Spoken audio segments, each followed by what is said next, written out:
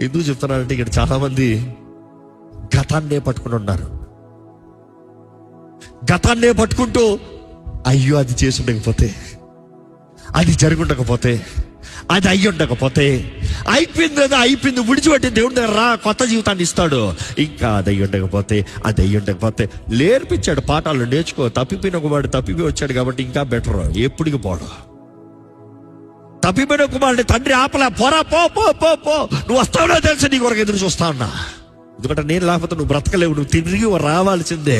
నీ రాక కొరకు ఎదురు చూస్తున్నా. అసలు బిడ్డ తప్పిపోకుండా ఇంట్లో కూర్చున్నాడు అంటే ఎలా ఉండేవాడు? పెద్ద కొడుకులాగా ఉండుండేవాడు, ఇంకా ఓవర్గా ఉండుండేవాడు. తప్పిపోయిన కుమారుడు తప్పిపు బుద్ధి తెచ్చుకుని వచ్చాడు. పెద్ద కుమారుడు, నాకేమిచ్చావు, నాకేం చేసావు? ఈయన కూడా తప్పాడు, ఇంట్లోనే ఉన్నాడు. కానీ దెబ్బలు తెచ్చుకుని ఉన్న వాడి జీవితం వేరేలాగా ఉంటుంది.